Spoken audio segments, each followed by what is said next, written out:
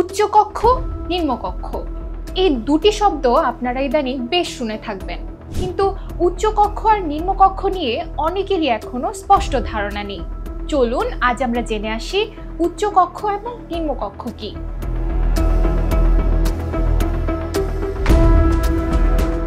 বাংলাদেশে এতদিন এক কক্ষ বিশিষ্ট সংসদ ছিল, কিন্তু পৃথিবীর বিভিন্ন দেশ যেমন যুক্তরাজ্য, যুক্তরাষ্ট্র, ভারত ইত্যাদি দেশে দ্বিকক্ষ বিশিষ্ট আইনসভা রয়েছে।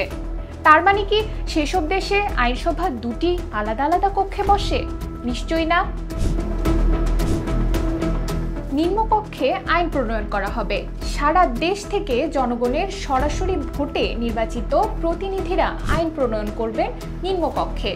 সাধারণত বাজেট, বিল, নীতি নির্ধারণ এই বিষয়গুলো নিম্নকক্ষে আলোচনা করা হয়, অর্থাৎ এখানে প্রতিনিধিরা আইন প্রণয়ন করেন।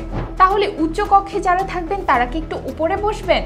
না, নিম্নকক্ষ যে আইন প্রণয়ন করবে উচ্চকক্ষে সে আইন যাচাই বাছাই করা হবে। এখানে সাধারণত প্রদেশ, রাজ্য বা অঞ্চলের প্রতিনিধি বা মনোনীত সদস্যরা থাকবেন। বাংলাদেশে প্রচলিত এক কক্ষ বিশিষ্ট সংসদে আসন থাকে ৩৫০টি, যার মধ্যে ৩০০টি আসনে প্রতিনিধিরা জনগণের সরাসরি ভোটে নির্বাচিত হন। বাকি ৫০টি আসন থাকে নারীদের জন্য সংরক্ষিত। আগামী সংসদ যদি দ্বিকক্ষ বিশিষ্ট হয় তাহলে প্রচলিত নিম্নকক্ষের পাশাপাশি থাকবে একটি উচ্চকক্ষ। নিম্নকক্ষে আসন থাকবে মোট ৪০০টি। প্রচলিত পদ্ধতিতে জনগণের সরাসরি ভোটে এই ৪০০ আসনে প্রতিনিধিরা নির্বাচিত হবেন, আর উচ্চকক্ষে আসন থাকবে ১০৫টি। উচ্চকক্ষের ১০০টি আসনের নির্বাচন হবে আনুপাতিক প্রতিনিধিত্ব ভিত্তিতে। আনুপাতিক প্রতিনিধিত্ব বিষয়টি বেশ কঠিন হয়ে যাচ্ছে না? চলুন সহজ করে বলি।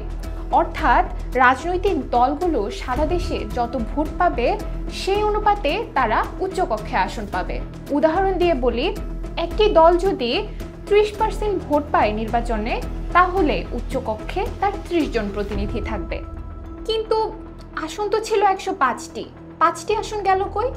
উচ্চকক্ষের বাকি ৫টি আসন থাকবে রাষ্ট্রপতির হাতে। সমাজের পিছিয়ে পড়া বিভিন্ন অংশের প্রতিনিধিত্ব নিশ্চিত করতে এই ৫ আসনে সংসদ সদস্য মনোনয়ন দিবেন রাষ্ট্রপতি। তাহলে আগামী সংসদ কেমন হবে? একটি কক্ষে নাকি দুটি কক্ষে?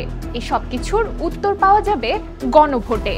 অর্থাৎ ঐকমত্য কমিশনের সংস্কার প্রস্তাব অনুযায়ী দ্বিকক্ষ বিশিষ্ট সংসদের বিষয়টি গণভোটে যদি হ্যাঁ জয় যুক্ত হয় তখনই গঠিত হবে দ্বিকক্ষ বিশিষ্ট আইনসভা। আর এর মধ্য দিয়ে বাংলাদেশে প্রথমবারের মতো যাত্রা শুরু হতে পারে দ্বিকক্ষ বিশিষ্ট আইনসভার।